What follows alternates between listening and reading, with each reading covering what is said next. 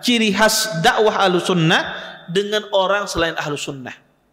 Mereka memulai dakwah mereka tidak dengan tauhid. Ada sebagian orang itu memulai dakwahnya dengan akhlak, ya, akhlak saja. Tapi tidak pernah berbicara tentang masalah tauhid. Ini keliru.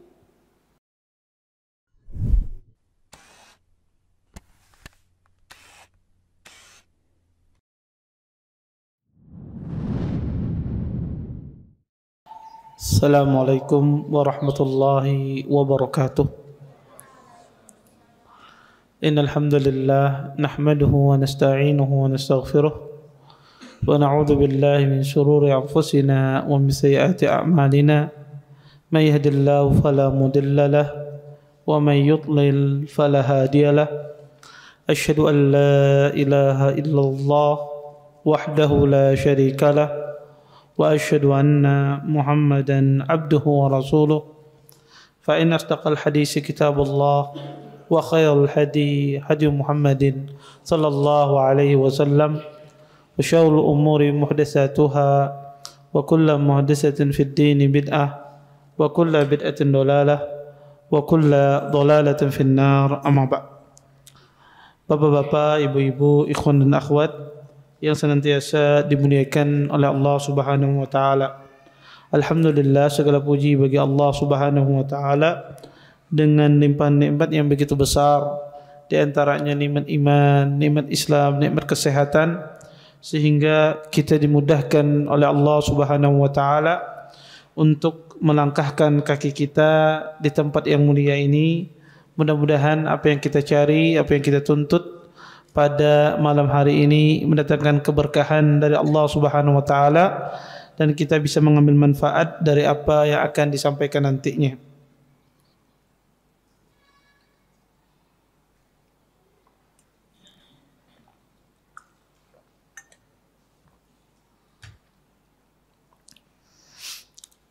Bapak, Ibu, ikhwan dan akhwat yang dimuliakan oleh Allah Subhanahu wa taala, kita lanjutkan kajian kita tentang Sirah Nabawiyah, yaitu kita sampai pada minggu lalu pembahasan tentang bagaimana diturunkannya wahyu kepada Nabi Muhammad sallallahu alaihi wasallam, dan kita jelaskan juga keadaan Nabi ketika menerima wahyu.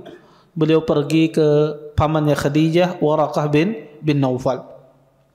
Kemudian kata Syekh di sini, ad-da'watu sirra, ya, dakwah dengan sembunyi-sembunyi.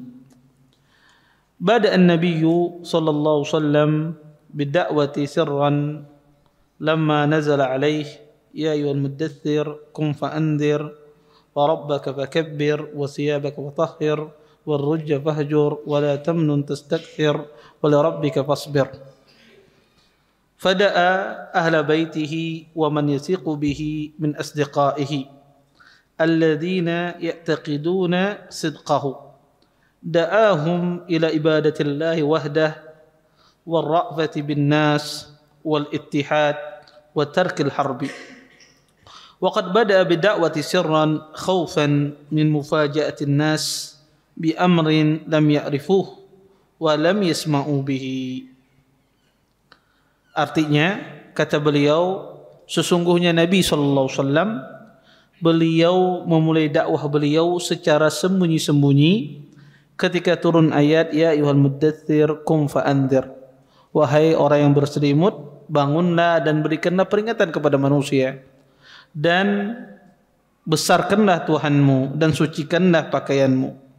Kemudian kata beliau, fada ahla baitih, kemudian Nabi pun mengajak keluarganya dan siapa yang beliau percayai dari teman dekat beliau yang beliau yakini tentang kejujurannya. Nabi pun mengajak keluarga beliau, teman beliau, mengajak kepada ibadatillahi wahdah, mengajak hanya beribadah kepada Allah, dan mengajak manusia agar berlemah lembut sesama manusia, dan mengajak kepada persatuan dan meninggalkan perpecahan dan peperangan. Dan Nabi SAW, beliau memulai dakwah secara sembunyi-sembunyi ini karena takut, ya, agar orang-orang kufar Quraisy tidak terkejut dengan perkara yang mereka tidak ketahui. dengan perkara yang belum pernah mereka dengar. Makanya Nabi SAW memulai dakwah ini dengan cara sembunyi-sembunyi.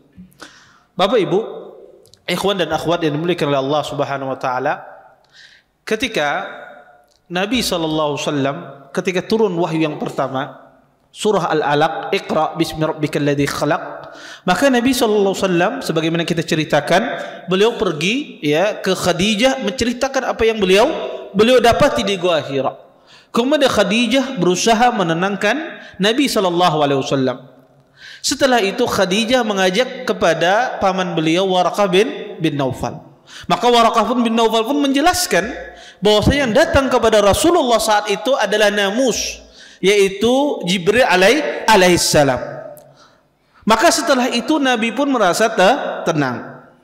Tetapi subhanallah, ketika Nabi SAW pulang dari Waraqah, tidak berapa lama setelah Waraqah mengatakan, saya akan membela-Mu wahai Rasulullah.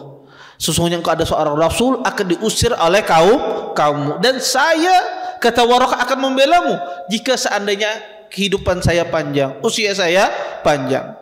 Dan subhanallah, tidak berapa lama dari kejadian Nabi menceritakan kepada Waraqah bin Naufal meninggal. Waraqah bin Naufal meninggal. Kemudian pada saat itu wahyu tidak kunjung-kunjung datang. Jadi saat turun wahyu yang pertama, wahyu berikutnya tidak ada kunjung-kunjung datang. Sampai disebutkan, tetapi ini riwayat yang lemah, sampai disebutkan bahwasanya Nabi SAW ingin menjatuhkan dirinya dari gunung. Tetapi ini adalah riwayat yang lemah. Kenapa? Karena para anbiya mereka maksum dari untuk membunuh diri mereka sendiri. Mereka dijaga oleh Allah Subhanahu wa taala. Tetapi disebutkan dalam sebagian riwayat demikian, dan banyak disebutkan di dalam buku-buku sirah. Ketika terputusnya wahyu itu, Nabi SAW berusaha untuk menjatuhkan dirinya. Tetapi ini adalah semuanya riwayat yang batil, riwayat yang tidak sahih. Maka pada saat itu Nabi kebingungan, beliau tidak kunjung datang wahyu. Barulah setelah itu turun ayat, ya ayyuhal muddatsir qum fa'anzir. Kata Allah, wahai orang yang berselimut, bangun dan berikan peringatan. Ayat ini turun, dijelaskan oleh para ulama tarikh dan para ahli tafsir. Sebagian ahli ilmu mengatakan ayat ini turun setelah 6 bulan terputusnya wahyu. Setelah 6 bulan terputusnya wahyu yang pertama, barulah ayat ini turun. Sebagian lagi mengatakan tidak. Sebagaimana diriwayatkan dalam riwayat Abdullah bin Abbas, bahwasanya jarak antara wahyu yang pertama dan wahyu yang kedua itu cuma 40 hari. Dan inilah pendapat yang paling kuat, bahwasanya jarak antara turun surah Al-Alaq dengan firman Allah ya ayyuhal muddatsir ini cuma 40 hari. Kemudian disebutkan cerita turunnya asbab al-wurud, turunnya ayat ya ayyuhal muddatsir ini, turunnya ayat ini disebutkan di dalam Sahih Bukhari. Kata Nabi SAW, Nabi sendiri menceritakan, kata Rasulullah, bainama ana amshi idza sami'tu sautan minas sama. Kata Nabi, ketika saya berjalan, tiba-tiba saya mendengar suara dari langit. Farafa'tu basari. Kemudian kata Rasulullah, saya melihat, mengadah ke langit. Apa yang terjadi? Fa idzal malak alladhi ja'ani bihira'in jalisun ala kursi baina as-sama'i wal ard fara'ibtu minhu. Kata Nabi SAW, ketika saya melihat ke arah langit, tiba-tiba ada seorang malaikat yang datang kepada saya di waktu dulu di Gua Hira, dan malaikat ini pun duduk di atas kursinya antara langit dan bumi. Kata Nabi, fara'ibtu minhu, dan saya pun takut, kata Rasulullah. Bayangkan pian, berjalan tiba-tiba di atas ini malaikat duduk di atas kursinya. Maka kata Nabi, fara'ibtu minhu, saya pun takut, kata Rasulullah. Faraja'tu, kemudian saya pun pulang ke rumah saya. Kembali Nabi ke rumah beliau. Faqultu zammiluni. Wahai Khadijah, selimuti aku, selimuti aku. Kemudian Nabi pun diselimuti, barulah turun ayat ini. Kemudian Allah menurunkan ayat ya ayyuhal muddatsir, wahai orang yang berselimut, kata Allah. Qum fa'andir. Bangun, berikanlah peringatan kepada manusia. Maka inilah awal mula Nabi SAW mendakwahkan agama Islam. Turunnya ayat ini awal mula Nabi SAW mendakwahkan agama Islam. Dan dikatakan Nabi SAW beliau memulai dakwah ini, memulai dakwah dakwah dengan sembunyi ini, dikatakan bahwasanya Rasulullah SAW beliau melakukan selama 3 tahun. Selama 3 tahun Rasulullah SAW beliau berdakwah dengan secara sembunyi-sembunyi. Dan Nabi SAW beliau memulai dakwah beliau pertama kali yang beliau ajak adalah dari kerabat beliau, adalah istri beliau. Pertama kali Nabi dakwahi adalah Khadijah. Kemudian setelah itu Nabi sallallahu alaihi wasallam mendakwahi teman-teman beliau. Di antara teman terdekat beliau adalah Abu Bakar As-Siddiq. Maka Abu Bakar pun didakwahi oleh Nabi sallallahu alaihi wasallam dengan dakwah ini. Kemudian Nabi pun mendakwahi orang-orang di sekitar beliau. Dan itu Rasulullah SAW lakukan selama 3 tahun.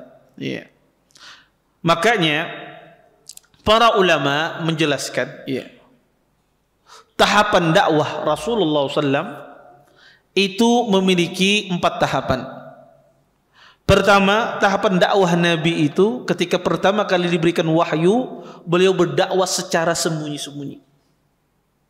Kemudian setelah itu beliau berdakwah secara terang-terangan. Kemudian setelah itu Nabi SAW beliau berdakwah secara terang-terangan, kemudian memerangi orang yang memerangi agama Islam. Sampai pada perjanjian Hudaybiyah. Perjanjian Hudaybiyah berhenti. Tidak terjadi peperangan selama 10 tahun. Kemudian setelah itu Nabi pun melakukan lagi perluasan daerah, melakukan peperangan yang orang yang memusuhi syariat Allah Subhanahu wa taala. Maka ini 4 tahapan dakwah Nabi sallallahu alaihi wasallam ketika beliau berdakwah di dalam hidup beliau. Para ulama menjelaskan kenapa Nabi sallallahu alaihi wasallam diperintahkan oleh Allah Subhanahu wa taala untuk berdakwah dan kenapa Nabi SAW memulai dakwahnya secara sembunyi-sembunyi. Dijelaskan oleh Syekh tadi bahwasanya agar tidak mengejutkan orang-orang Mekah, agar tidak menjadikan Nabi SAW menjadikan sasaran bagi orang Mekah. Karena ini adalah perkara baru yang mereka dengar. Karena ini perkara baru yang diajarkan kepada mereka. Dan sebetulnya ini bukan perkara baru, tetapi ini sudah ada pada zaman dahulu, yaitu agama Nabi Ibrahim alaihissalam. Tetapi sebagaimana kita ceritakan, Amr bin Luhai al-Khuzai yang mengubah agamanya orang Mekah karena mereka menyembah berhala. Kemudian kata para ulama, dan Nabi SAW beliau memulai dakwah ini secara sembunyi-sembunyi agar memiliki penolong di dalam dakwah ini. Karena orang berdakwah ini harus ada yang menolongnya, harus ada yang membantunya. Makanya tidak benar kalau seandainya orang berdakwah itu tidak ada dia memiliki penolong, tidak ada dia memiliki yang membantu dia dalam berdakwah. Maka harus ada di dalam dunia dakwah ini, dan ini bentuk tawakal kepada Allah. Setelah kita bertawakal kepada Allah, maka harus ada orang yang membantu dakwah ini. Makanya Nabi Syuaib alaihissalam, apa kata kaumnya ketika mengingkari Nabi Syuaib? Walaula rahtuk la rajamnak. Wahai Syuaib, kalau bukan karena kaummu, niscaya akan kami rajam engkau. Nabi Syuaib dilindungi oleh kaumnya, dilindungi oleh bangsanya. Maka harus ada di dalam dunia dakwah itu orang yang membantu dakwah, Maka Nabi sallallahu alaihi wasallam beliau memulai dakwah secara sembunyi-sembunyi agar ada penolong Nabi sallallahu alaihi wasallam, agar ada yang membantu dakwah Rasulullah sallallahu alaihi wasallam. Dan itu dilakukan oleh Nabi selama tiga tahun. Bapak Ibu, ikhwan dan akhwat yang dimuliakan oleh Allah Subhanahu wa taala, ada sebagian orang beranggapan bahwasanya dakwah itu harus dimulai dengan secara sembunyi-sembunyi.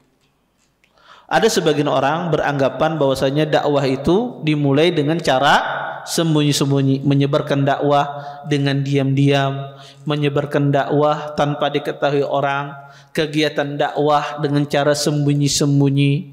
Kenapa? Kata mereka, karena mengikuti apa yang dicontohkan oleh Nabi. Nabi SAW memulaikan dakwahnya secara sembunyi-sembunyi. Maka ini banyak ditiru oleh banyak orang. Tetapi sebetulnya ini adalah sebuah kesalahan. Ini sebuah kekeliruan di dalam dunia dakwah. Dakwah itu tidak boleh dimulai dengan sembunyi-sembunyi. Dakwah itu harus terang benderang. Tidak boleh kita mendakwahkan sesuatu itu dengan diam-diam. Makanya kata Umar bin Abdul Aziz, kalau kamu lihat ada seseorang berbisik-bisik di dalam perkara agama, diam-diam di dalam perkara agama, ketahuilah orang itu sedang berada dalam kesesatan. Maka pada zaman sekarang ini, kalau ada orang itu berdakwah dengan cara sembunyi-sembunyi, tidak terang-terangan, baik itu di dalam rumah mengumpulkan orang berdakwah sembunyi-sembunyi antara lingkupnya saja, maka ketahuilah orang itu berada di dalam kesalahan. Dia tidak berada di atas al-haq, tidak berada di atas kebenaran. Karena dakwah itu harus terang-terangan. Tetapi gimana Ustaz? Nabi SAW beliau ini berdakwah dengan cara apa? Sembunyi. Saya mengikuti Nabi, Anda mengikuti sunnah. Jawabannya tidak. Berbeda antara keadaan Nabi dengan keadaan Anda. Pertama, Nabi SAW beliau berdakwah secara sembunyi-sembunyi karena pada masa itu masa jahiliyah. Sedangkan Anda zaman sekarang bukan berada pada masa jahiliyah. Pada zaman Nabi itu berada pada masa jahiliyah. Kalau mereka terang-terangan, maka langsung dibunuh. Tidak bisa mereka menampakkan syiar agama mereka. Tidak bisa mereka menampakkan agama Allah Subhanahu wa taala di muka bumi. Kalau mereka langsung memulai terang-terangan. Sedangkan Anda tidak demikian. Kenapa harus berdakwah sembunyi-sembunyi? Bukankah khususnya di negara kita orang boleh solat, orang tidak dilarang untuk solat, orang tidak dilarang untuk berceramah, orang tidak dilarang untuk menaikkan beribadah haji, beribadah umrah, zakat, puasa. Dia bisa menampakkan agamanya. Kenapa harus sembunyi-sembunyi? Maka ini tentu berbeda. Tidak bisa Anda kiaskan Nabi memulai dakwah tersebut karena beliau tidak bisa menampakkan. Sedangkan Anda hidup di zaman yang bisa menampakkan segala sesuatu. Jangankan dakwah, duit di rekening aja ditampakkan zaman sekarang. Apalagi masalah perkara dakwah. Oleh karena itu, maka kesalahan besar, dan ini ciri khas manhaj yang menyelisihi manhaj Ahlussunnah wal Jamaah. Orang berdakwah dengan cara sembunyi-sembunyi. Baik itu di dalam rumahnya, baik itu di dalam kantornya, baik itu di dalam satu tempat tertentu dia berdakwah. Karena dakwah ini harus didengarkan oleh semua manusia. Kalau dakwah Anda al-haq, tidak mungkin Anda secara sembunyi-sembunyi. Kalau dakwah Anda benar, tidak mungkin Anda diam-diam. Tentulah dakwah yang secara diam-diam tersebut ada sesuatu yang maksud tertentu yang ingin dicapai. Yang mana maksud ini tidak bertentangan dengan dakwah yang didakwahkan oleh Rasulullah sallallahu alaihi wasallam. Oleh karena itu, kejadian dakwah Nabi secara sembunyi-sembunyi ini tidak bisa dikiaskan, kecuali Anda berada di suatu negara, kalau Anda menampakkan beragama Islam Anda dibunuh. Maka enggak apa-apa Anda sembunyikan. Jika Anda berada di sebuah negara orang yang beragama Islam, orang sholat misalnya, Anda dibunuh, tidak bisa menampakkan, maka boleh. Dalam kondisi demikian boleh Anda sembunyikan perkara agama Anda. Tetapi kalau di suatu negara dibebaskan seseorang berpendapat, dibebaskan seseorang menampakkan agamanya, maka tidak boleh seseorang berbicara agama dengan cara sembunyi-sembunyi, berdakwah dengan cara sembunyi-sembunyi. Kemudian Bapak Ibu ikhwan dan akhwat yang dimuliakan oleh Allah Subhanahu wa taala, di peristiwa ini ya, peristiwa Nabi SAW berdakwah secara sembunyi-sembunyi ini banyak sekali faedahnya. Di antara faedah ya yang bisa kita ambil ya, dari peristiwa Nabi SAW dakwah secara sembunyi-sembunyi ini, para ulama menjelaskan, pertama, Allah itu tidak membebani seseorang kecuali sesuai dengan kemampuannya. La yukallifullahu nafsan illa wus'aha. Allah tidak membebani seseorang kecuali sesuai dengan kemampuan kita. Maka tugas kita adalah menyampaikan. Tugas kita adalah menyampaikan. Adapun orang itu menerima, menolak apa yang Anda sampaikan, serahkan urusannya kepada Allah Subhanahu wa taala. Makanya di dalam Islam dibagi hidayah itu menjadi hidayah itu dua macam. Hidayatul irsyad dan hidayah at-taufik.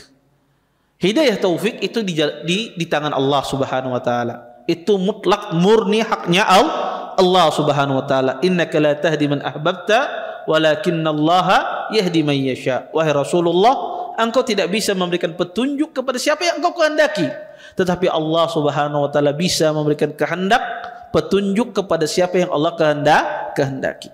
Maka hidayah taufik itu murni di tangan Allah Subhanahu wa taala. Kita cuma hidayatul irsyad. Kita ini cuma bisa mengusahakan, memberikan arahan, mengarahkan. Orang itu menerima, tidak menerima, itu bukan urusan kita. Itu semuanya urusan Allah Subhanahu wa taala. Maka orang kalau berpikir semacam ini tidak akan pernah sedih dia dalam dunia dakwah. Tidak akan pernah bersedih dia ketika dia berdakwah. Baik itu dia mendakwahi orang tuanya, baik itu dia mendakwahi pasangannya, baik itu dia mendakwahi anaknya, baik itu dia mendakwahi keluarga terdekatnya, maka dia tidak akan pernah bersedih. Kenapa? Karena hidayah bukan di tangannya. Hidayah mutlak murni di tangan Allah Subhanahu wa taala. Maka saya tugasnya cuma menyampaikan. Sama seperti seorang ustaz, tugasnya menyampaikan. Terlepas ada orang guru, ya silahkan. Ya. Maka ya tidak bisa kita mengatur orang. Tidak bisa kita, kamu harus paham, tugas kita menyampaikan. Maka orang itu ya menerima, menolak apa yang kita sampaikan, biarkan Allah Subhanahu wa taala yang mengaturnya. Ini pertama. Maka seorang muslim jangan membebani dirinya dari sesuatu yang dia tidak mampu, yang dia tidak sanggup. Kemudian yang kedua, seseorang itu jangan tergesa-gesa dalam melihat hasil. Nabi SAW, kenapa beliau memulai dakwah itu dengan cara sembunyi-sembunyi? Bukankah Nabi SAW mampu berdakwah itu terang-terangan? Beliau orang yang dipercaya al-amin, orang yang terpandang, punya kabilah yang besar, ya, disukai oleh orang kufar Quraisy. Bukankah Nabi SAW itu bisa berdakwah terang-terangan? Beliau katakan, saya Muhammad, saya utusan Allah, ya. Kenapa Nabi SAW memulai dakwahnya itu secara pelan-pelan? Kata para ulama, ya, Nabi SAW tidak ingin tergesa-gesa di dalam hasil, ya, tidak tergesa-gesa di dalam hasil. Maka sebab itu pula kita ini berdakwah, karena kebanyakan orang itu ingin instan. Ya, ini kenapa orang inilah kada sadar-sadar dapat dakwah, dipadai itu sudah berbuih, sudah memadahi orang ini. Ya. Tetapi tidak sadar-sadar, tidak mendapatkan hidayah. Ya. Maka bersabar. Kadang orang itu butuh waktu untuk menerima kebenaran. Kadang orang itu tidak paham apa yang Anda sampaikan. Hujah yang Anda sampaikan menurut dia tidak masuk di kepala dia. Menurut Anda masuk, menurut dia tidak masuk. Ya. Maka dia butuh proses. Maka orang itu harus sabar. Sabar dalam mendakwahi, ya, keluarga, sabar dalam mendakwahi istri, sabar dalam mendakwahi suami, sabar di dalam mendakwahi anak, ya, sabar. Karena banyak orang zaman sekarang ini hilang kesabaran di dalam berdakwah. Ada lihat orang ya batil, orang yang menyimpang ya di medsos misalnya, ya menghina-hina dakwah salaf, menghina dakwah-dakwah al-haq, kemudian tidak sabar, langsung apa? Membalas. Langsung, padahal yang ada malah dia yang dibuli orang. Yang ada malahan dia yang dipojokkan orang. Bahkan ya bantahannya sama sekali tidak bermanfaat bagi orang lain. Maka seorang muslim itu harus bersabar dalam segala hal. Tidak tergesa-gesa di dalam hasil. Baik Anda sebagai seorang ya guru, baik Anda sebagai seorang dai, baik Anda sebagai seorang ustadz, maka harus sabar di dalam segala hal. Jangan tergesa-gesa. Mungkin Anda cepat mendapat hidayah, belum tentu orang itu sama seperti Anda. Ya, karena ada orang itu butuh, ada sebagian orang itu ya dia harus didatangkan 1000 dalil hanya dia dapat hidayah. Ada sebagian orang itu cukup Anda datangkan 10 dalil saja dia yang menerima. Ada sebagian orang itu tidak butuh 10 dalil, 1 dalil saja Anda datangkan dari Quran dan Sunnah, dia menerima. Ada sebagian orang itu tidak butuh dalil. Ya, melihat muka Anda saja sudah nerima dia. Ya, melihat muka ikhlas ini. Ya, ustaznya mantap ini sudah. Dan masya Allah, Allah tuh mau menjadikan hati manusia itu berbeda, dan kita tidak boleh tergesa-gesa di dalam hasil. Dan itu yang dilakukan oleh Rasulullah Sallallahu Alaihi Wasallam. Kemudian di antara hikmah yang luar biasa, faedah yang luar biasa, kenapa Nabi SAW berdakwah secara sembunyi-sembunyi? Nabi SAW tahapan dakwah beliau itu, memulai dakwah beliau itu memulai dengan tauhid. Pertama kali kata Syekh tadi di sini disebutkan bahwasanya Nabi SAW mengajak mereka ila ibadatillah, da'ahum ila ibadatillah wahdah. Bahwasanya Nabi SAW mengajak keluarga beliau, teman-teman beliau, orang terdekat beliau, orang di sekitar beliau mengajak kepada tauhid. Subhanallah. Ya, maka tauhid ini yang pertama kali didakwahkan kepada manusia. Orang itu kalau bagus tauhidnya maka akan bagus semuanya. Orang itu kalau mantap tauhidnya akan bagus semuanya. Anda perhatikan, orang itu kalau sudah akidahnya benar, maka dia akan meninggalkan semua maksiat. Dia akan meninggalkan maksiat. Maksiat yang dia kerjakan apa sih dia tinggalkan? Dari bisnisnya yang haram, riba, bisnisnya yang diharamkan dalam syariat Islam, menipu, akan dia tinggalkan akibat dakwah tauhid. Dari dulunya orang ini tidak menutup aurat, ketika dia memahami tauhid dengan yang benar, maka dengan sendirinya dia akan menutup auratnya. Tanpa Anda suruh, wanita itu dengan sendirinya dia berhijab. Tanpa Anda suruh. Kenapa? Karena tauhid itu mengubah orang. Ya, maka keliru orang memulai dakwah itu tidak dengan tauhid. Dan ini perbedaan antara ahlu sunnah, ciri khas dakwah ahlu sunnah dengan orang selain ahlu sunnah. Mereka memulai dakwah mereka tidak dengan tauhid. Ada sebagian orang itu memulai dakwahnya dengan akhlak, ya, akhlak saja. Tapi tidak pernah berbicara tentang masalah tauhid. Ini keliru. Ya, ini keliru. Ada sebagian orang itu berdakwah, ya, masalah, ya, berkaitan tentang masalah tazkiyatun nufus, penyucian jiwa saja. Tidak pernah dia membahas tentang masalah tauhid. Tidak pernah masalah dakwahnya menyinggung tentang masalah tauhid. Maka ini keliru. Karena yang mengubah manusia itu adalah tauhid. Orang itu kalau bertauhid, maka dengan sendirinya berubah semuanya. Akhlaknya akan berubah. Orang yang akhlaknya tidak bagus, itu pertanda tauhidnya kurang bagus.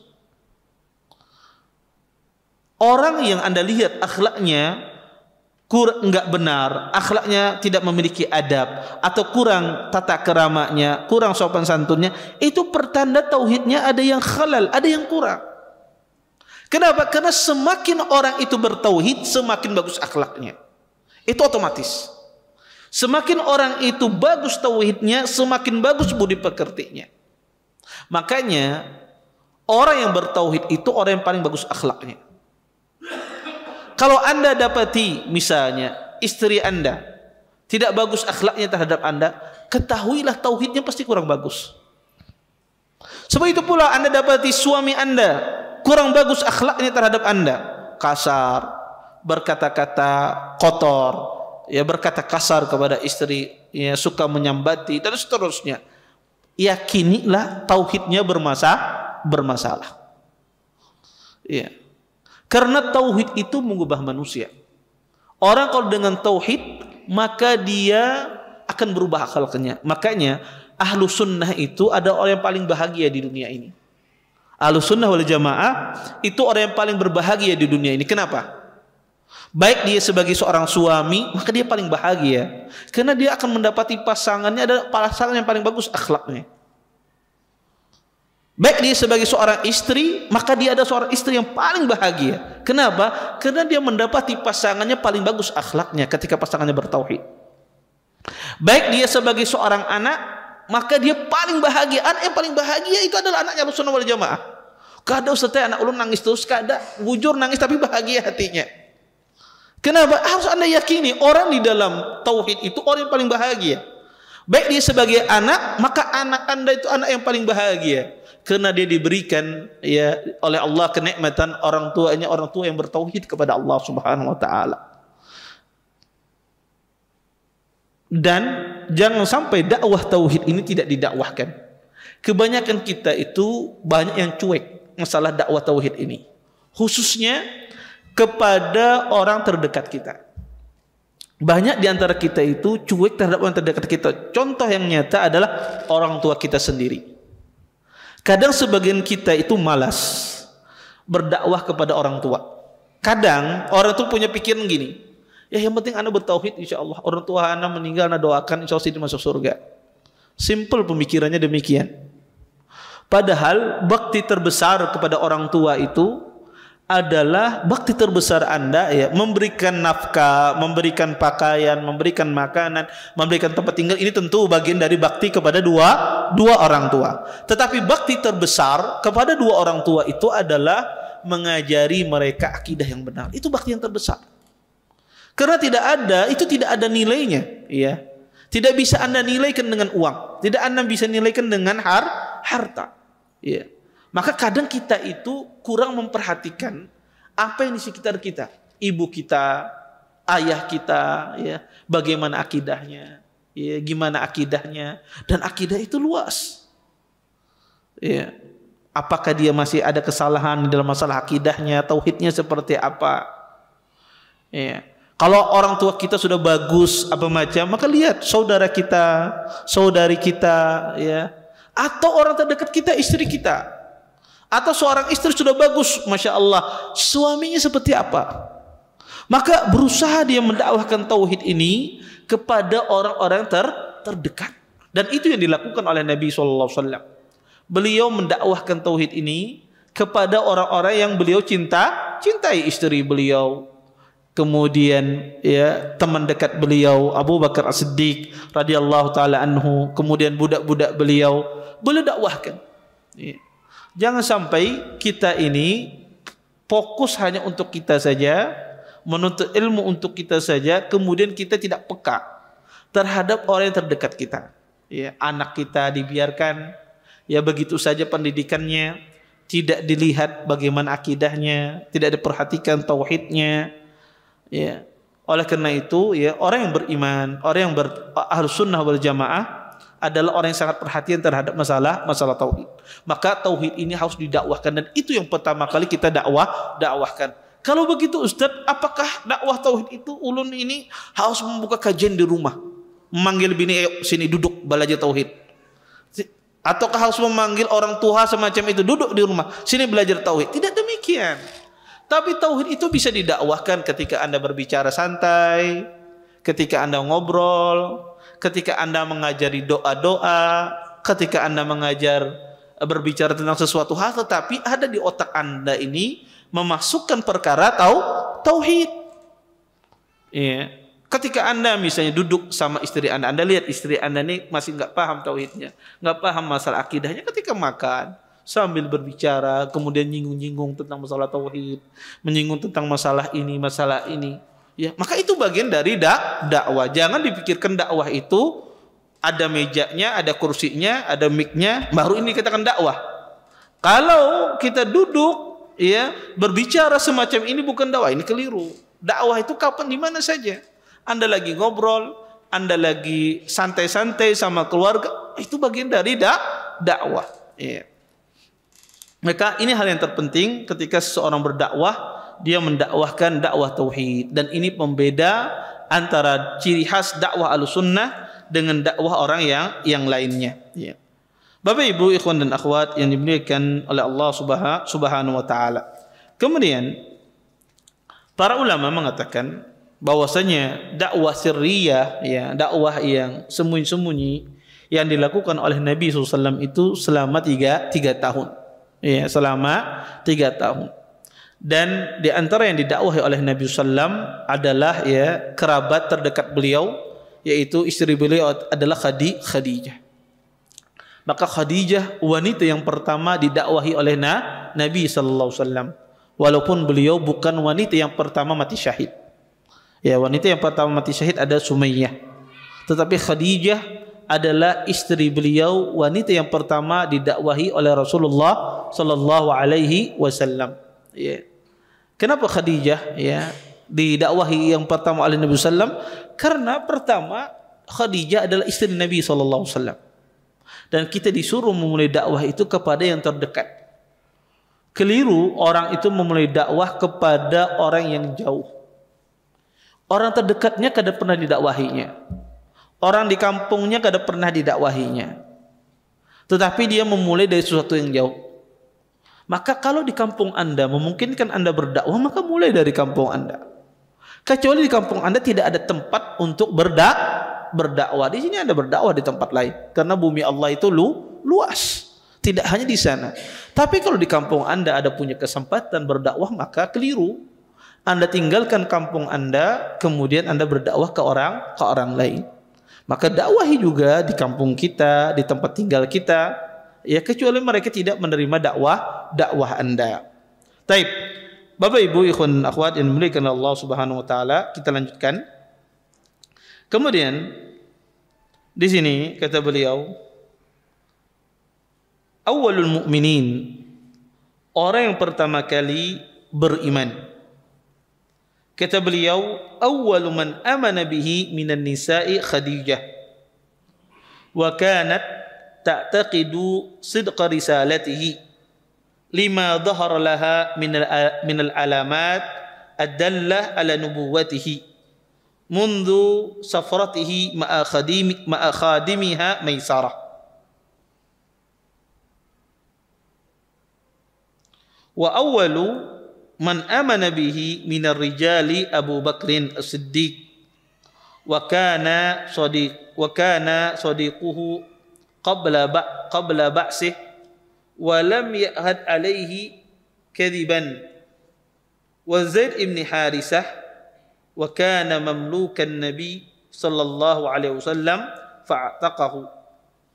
Wa awwalu man amana bihi min as-sibyan Ali ibn Abi Talib kana rabib ar-rasul sallallahu alaihi wasallam wa qad da'a Abu Bakrin man yuhibbuhu wa yuhibbunah fa ajabahu jam'un katsir minhum Utsman bin Affan salisul khulafa ar-rasyidin wa Zubair ibn al-Awwam. Kata Syekh di sini, orang yang pertama kali beriman dari kalangan wanita adalah Khadijah.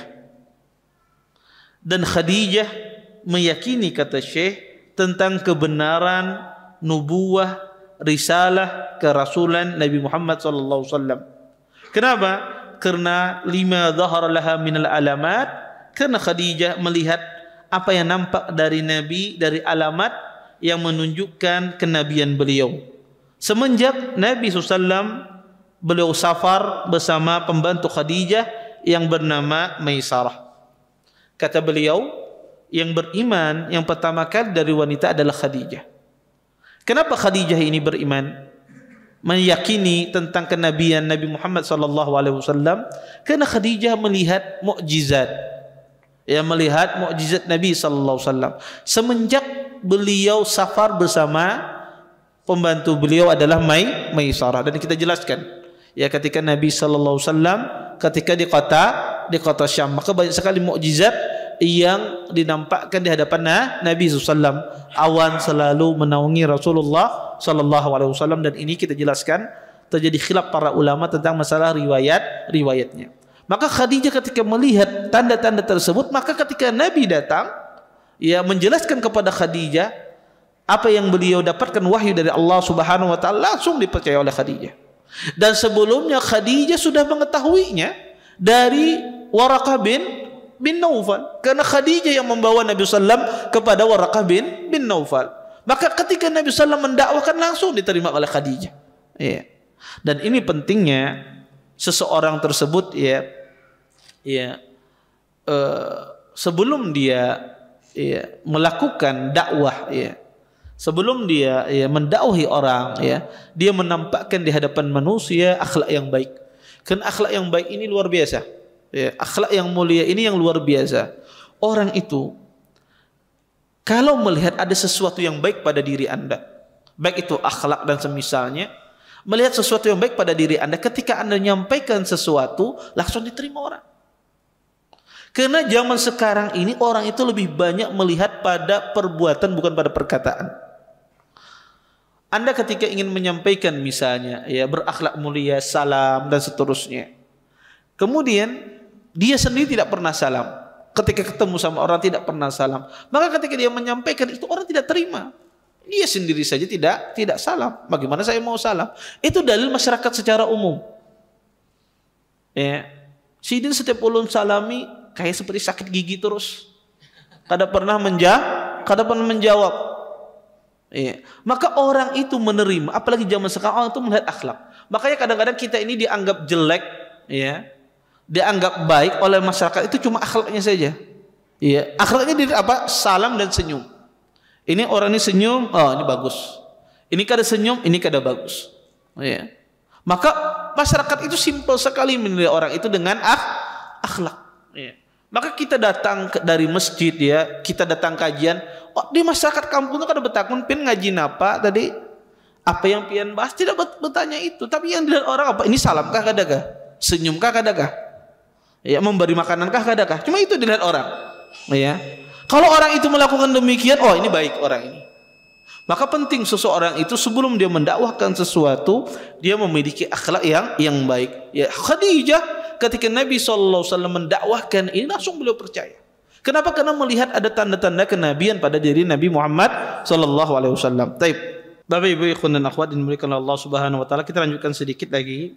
Kemudian kata beliau, dan orang yang pertama kali yang beriman dari laki-laki adalah Abu Bakar As-Siddiq radhiyallahu taala anhu. Dan sesungguhnya beliau tidak pernah, sesungguhnya Abu Bakar As-Siddiq adalah temannya Nabi SAW, sahabat Nabi sebelum Nabi diangkat menjadi Rasul. Dan Abu Bakar As-Siddiq tidak pernah diketahui beliau pernah berdusta.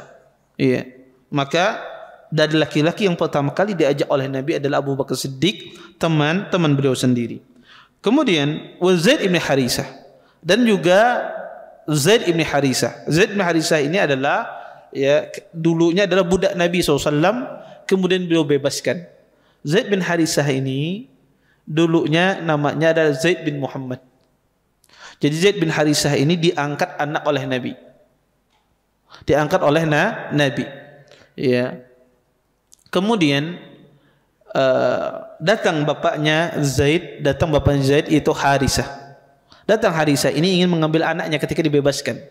Kemudian Nabi SAW memberikan pilihan kepada Zaid, silahkan ini bapakmu, kalau kamu pergi sama bapakmu silahkan, sesungguhnya engkau sudah merdeka.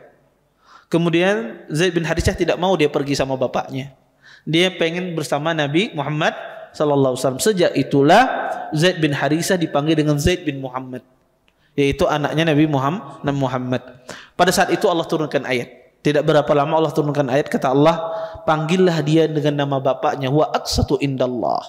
Itu lebih adil di sisi Allah Subhanahu wa taala. Sehingga tidak boleh seseorang itu mengadopsi anak angkat kemudian dinisbatkan kepada nasabnya. Boleh kita mengangkat anak angkat, boleh, tapi tetap dinisbatkan kepada orang tuanya. Misalnya fulan, maka bapaknya siapa? Nisbatkan kepada bapaknya. Walaupun kita yang maharagunya, yang mengongkosinya, yang mengasuhnya dari halus sampai besar, tapi tetap nasabnya itu dinasabkan kepada ayahnya. Tidak boleh kita nasabkan kepada diri kita. Kita mengangkat anak misalnya, mengambil anak kebetulan enggak punya anak, atau senang kepada anak-anak diambil di panti asuhan, kemudian nama anaknya Abdullah dinasabkan kepada kita, nama kita misalnya Abdurrahman, Abdullah bin Abdurrahman, tidak boleh. Harus dinasabkan kepada bapaknya. Kenapa? Karena akan terjadi kekacauan. Kalau dinasabkan kepada diri kita, itu akan terjadi kekacauan. Bisa jadi nanti dia menikah dengan sesama mahramnya. Ya. Kenapa? Karena nasab itu kalau tidak dijaga orang tidak akan tahu. Ini bisa jadi ini mahramnya, bisa ini tidak. Ya, makanya di dalam Islam nasab itu sangat penting dijaga. Makanya Allah Subhanahu wa taala tegur ketika Zaid bin Muhammad dipanggil dengan Zaid bin Muhammad, enggak dipanggil dengan Zaid bin Harithah. Saat itu diubah oleh Nabi, dia dipanggil dengan Zaid bin Harithah. Dan Zaid bin Harithah ini termasuk orang yang pertama-tama kali juga masuk Islam. Kemudian kata beliau, dan orang pertama kali masuk beriman dari laki-laki, dari anak kecil adalah Ali bin Abi Thalib. Dan Ali bin Abi Thalib ini adalah sepupunya Rasulullah sallallahu alaihi wasallam. Sering tersebar bahwasanya Ali bin Abi Thalib ini beliau tidak pernah sujud dengan berhala. Betul. Ali bin Abi Thalib tidak pernah sujud dengan berhala. Sehingga kadang-kadang kalau Anda dapati di buku-buku sirah, di buku-buku bacaan, itu seringkali Ali bin Abi Thalib itu dengan istrinya karramallahu wajhah, semoga Allah memuliakan wajahnya. Maka ini sebetulnya penggelaran semacam ini kurang tepat, karena semua sahabat itu digelari dengan radhiyallahu taala anhu, semoga Allah meridai mereka. Kenapa? Karena tidak hanya Ali saja yang tidak sujud dengan berhala. Abu Bakar As-Siddiq tidak sujud dengan berhala. Abu Bakar itu tidak pernah sujud dengan berhala. Ya. Oleh karenanya kita sebagai Ahlussunnah menyebutkan semua sahabat dengan radhiyallahu taala anhu tanpa ada pengkhususan. Kemudian waqad da Abu Bakrin, dan sesungguhnya Abu Bakar mengajak man yuhibbuhu, kepada orang-orang yang beliau cintai, maka banyak sekali yang menjawab dakwahnya Abu Bakar, yang menerima dakwahnya Abu Bakar Siddiq, menerima dakwah Islam ini. Di antara mereka yang masuk Islam dengan sebabnya Abu Bakar adalah Utsman bin Affan, khulafa yang ketiga dari khulafa ar-rasyidin. Dan di antara yang menerima dakwah Abu Bakar juga adalah Zubair bin Awwam. Dan dikatakan oleh para ahli sejarah, yang menerima dakwah Abu Bakar lebih dari 15 orang. Abu Bakar mengajak orang, lebih dari 15 orang menerima dakwahnya Abu Bakar As-Siddiq radhiyallahu taala anhu. Ini di antara keberkahan dakwahnya Abu Bakar As-Siddiq, sehingga banyak orang masuk Islam akibat seruan Abu Bakar As-Siddiq. Maka pantaslah Abu Bakar As-Siddiq ini dikatakan manusia yang paling afdal setelah Rasulullah SAW di kalangan para sahabat Nabi sallallahu alaihi wasallam. Baik. Mungkin ini saja yang dapat saya sampaikan, mudah-mudahan bermanfaat. Kalau ada yang bertanya silahkan. Kalau enggak ada kita tutup. Baik.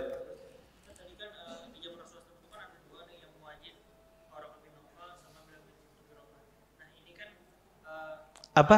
Yang mewajibkan di Rasulullah ada dua nih. Warqah bin Nawfal sama Abdullah bin Maktum. Oh iya.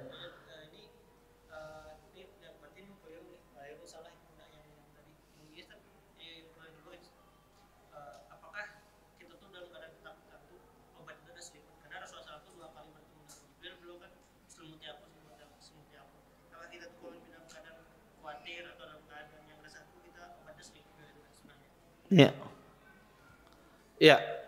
Jazakumullah khair atas pertanyaannya. Pertama, beliau menanyakan kalau seandainya orang gelisah, ketakutan, obatnya selimutkah? Ya, karena mesti juga. Kadang-kadang makan obat tablet juga. Ya kalau orang gelisah dan ketakutan, maka obatnya itu adalah ditenangkan. Ya, obatnya itu adalah ditenangkan. Bagaimana cara menenangkan orang tersebut? Maka sebagus penenang adalah seseorang itu berzikir kepada Allah Subhanahu wa taala. Makanya di dalam Islam kalau kita bermimpi atau melihat sesuatu yang tidak baik di mimpi kita terbangun malam, maka kita disuruh tahu, meminta perlindungan kepada Allah Subhanahu wa taala. Dan sebaik-baik menenangkan diri itu dengan berzikir, dan sebaik-baik zikir adalah membaca Al-Qur'anul Karim. Allah Subhanahu wa taala berfirman dalam Al-Qur'an, "Ala bidzikrillah tatmainnul qulub." dengan berzikir mengingat Allah, maka hati itu menjadi tenang. Maka pian sebanyak apapun punya masalah, ya galau, ya ketakutan apa macam, bawa aja baca Al-Quran, maka tenang hati kita. Iya, buktikan saja. Bermasalah sama siapa di perusahaan, ya banyak permasalahan, utang menumpuk, ya dikejar-kejar orang, ya bermasalah di dalam rumah tangga, bawa aja membaca Al-Quran, maka akan hilang masalah tersebut. Karena Quran itu penenang, ya penenang diri seseorang. Di dalam Islam, ya obat orang takut, obat orang gelisah itu ditenangkan. Ditenangkan dengan apa? Pertama, dengan seseorang itu membaca Al-Quran, mengingat Allah Subhanahu Wa Taala. Kemudian yang kedua adalah dia menghindari sebab-sebab yang mendatangkan kegelisahan tersebut. Sebab-sebab yang mendatangkan ketakutan tersebut dihindari. Jangan dia mendekati sebab tersebut, ya. Maka dia menghindari. Maka keliru orang itu, dia tidak menghindari sebab, ya menjadikan dia itu gelisah. Dia keliru, tidak menghindari sebab yang menjadikan dia itu tidak tenang. Makanya Imam disebutkan, ya disebutkan oleh para ulama, ya saya lupa namanya, ada seorang ahli ilmu, ulama salaf. Mereka ada dulu namanya ulama, dulu seseorang yang bernama Ibnu Sina. Ya Ibnu Sina ini terkenal dalam ilmu kedokteran, tetapi dikafirkan oleh para ulama karena pendapat-pendapatnya, khususnya dia punya kitab Al-Qanun. Dia punya kitab Al-Qanun. Kemudian kalau nggak salah ini Ibnu Hajar. Maka pernah suatu hari, ya kitab Al-Qanun ini di raknya Ibnu Hajar. Beliau ingin membaca, ingin mengetahui apa isi kitab Al-Qanun. Tapi beliau dapati hati beliau gelisah. Ya tidak tenang. Ya akhirnya beliau cari-cari cek, ternyata beliau mendapati kitab ini Al-Qanun. Ini akhirnya beliau bakar kitabnya. Di situ beliau menjadikan hati beliau tenang, tentram, ya. Karena kadang-kadang orang itu ya gelisah, rasa takut karena dia mendekati sesuatu yang mendatangkan dia gelisah tersebut. Dia mendekati sesuatu yang mendatangkan dia rasa takut tersebut. Iya. Maka caranya seseorang ketika dia ditimpa rasa ketakutan, ditimpa rasa gelisah, maka dia menghindar, menjauh dari hal tersebut. Iya. Contoh misalnya, anak diteror orang lewat HP. Saya sering mati HP-nya. Ya, mati HP-nya, tutup HP-nya, istirahat Anda. Saya misalnya, ya sering didatangi orang di rumah, ya takut saya, pindah Anda, keluar sebentar, ya tenangkan diri Anda. Maka hindari sebab-sebab seseorang itu mendatangkan kegelisahan, ketakutan. Soalnya dia berzikir kepada Allah, maka dengan itu seorang tersebut akan dihilangkan oleh Allah Subhanahu Wa Taala apa-apa yang menjadikan dia rasa takut, rasa gelisah. Wallahu taala alam. Taib. Ada yang lain?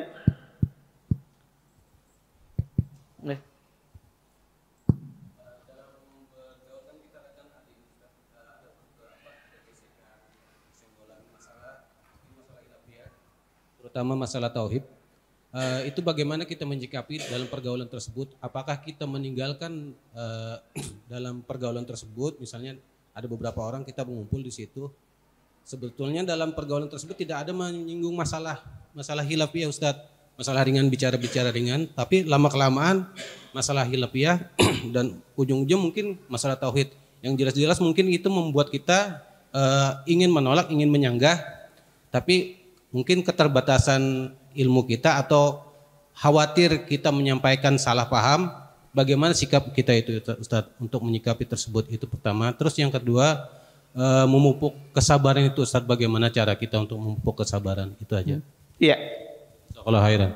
Ya, jazakumullah khair. Beliau menanyakan tentang bagaimana batasan-batasan kita bergaul dengan teman-teman kita yang tidak sepaham, ya, tidak semanhaj, ya.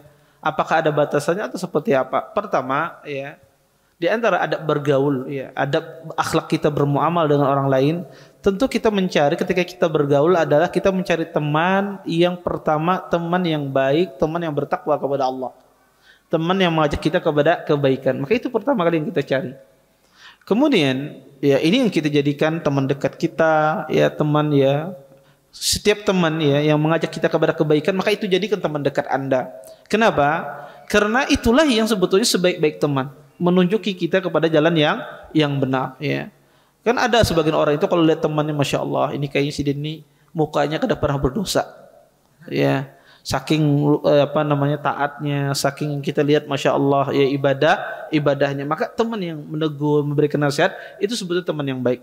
Maka ketika kita berteman, pertama kali cari teman itu yang bertakwa, mengajak kita kepada kebaikan. Kemudian yang kedua, ada teman-teman kita Ustadz yang tidak semanhaj, tidak seakidah. Ini gimana sikap kita? Ini teman ulun bahari, bahkan teman sekolah, ya teman bisnis.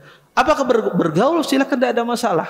Tetapi Anda bergaul ya dengan dia tidak hanya sebatas bergaul saja, tetapi adalah tujuan Anda bergaul mencari pahala di sisi Allah Subhanahu wa taala.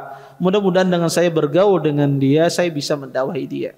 Saya bisa mendakwahi dia. Kalau seandainya Anda tidak bisa mendakwahinya dan malahan Anda yang mungkin ikut dalam karakter yang tidak baik, sifatnya yang tidak baik, kita ikut di sana. Saya tidak bisa Ustadz mendakwahi dia, malahan saya yang ikut-ikutan. Ya, yang dulunya saya tidak demikian, akibat berteman dengan ini, ke teman-teman lama, saya ikut-ikutan, ikut menggibah, ikut ini misalnya. Maka sikapnya apa? Ya sudah, tidak usah berteman. Ya, kita meninggalkan pertemanan tersebut. Kenapa?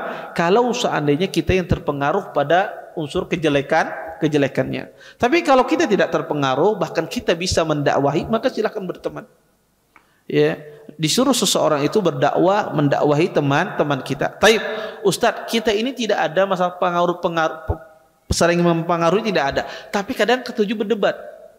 Ya, saling berdebat. Maka seorang muslim menghindari perdebatan. Ustadz, kalau ulun berteman ini pasti berdebat terus. Kalau demikian karakternya, setiap berteman dengannya berdebat, maka hindari pertemanan tersebut. Ya, karena debat-debat kusir itu tidak baik di dalam agama Islam. Maka kalau seandainya kita berteman dengan dia selalu berdebat terus, maka hindari. Ya, maka hindari, karena perdebatan itu pasti membawa kepada permusuhan. Maka dari sejak awal sudah seadanya, seperlunya, sebatasnya. Ya, berteman. Ya, tidak seperti akrab banget, ya, seadanya, seperlunya, salam, senyum, ketemu orang, ya. Tapi kalau kita bernongkrong sama dia, duduk sama dia, dan perkataannya tidak bermanfaat, duduk kita sama dia tidak ada manfaat, maka kita tinggalkan. Lain halnya duduk kita di sana dalam rangka mendakwahi, dalam rangka ingin mengajak dia kepada kebaikan, maka silahkan duduk Anda bersamanya. Ya, tapi kalau duduk kita di sana tidak bermanfaat, bahkan menggibah orang, bahkan kadang terjadi perdebatan, maka kita tidak duduk sama mereka. Cukup kita ketemu sama mereka, sapa, tanya gimana keadaannya, baik, alhamdulillah. Secukupnya, setelah itu kita pergi. Ya, setelah itu kita pergi. Wallahu taala alam. Kemudian masalah yang kedua adalah masalah tentang bagaimana cara menumbuhkan sabar. Sabar ini ada dua. Sabar itu emang ada orang itu dari sejak Allah ciptakan orang ini penyabar. Ada sebagian orang itu penyabar. Diinjak orang minta maaf, inyanya minta maaf. Ya. Ada sebagian orang demikian. Ya, emang Allah ciptakan dari sejak awal tabiatnya itu penyabar. Ya. Maka ini tentu tidak perlu butuh proses dia. Kenapa? Dia emang sejak awal dia penyabar. Tetapi ada sebagian orang itu butuh belajar kesabaran, butuh belajar sabar. Tidak bisa. Emosian aja sedikit. Ada sedikit menyinggung langsung naik sepaningnya, langsung marah, langsung sakit hati. Maka orang ini butuh belajar kesabaran.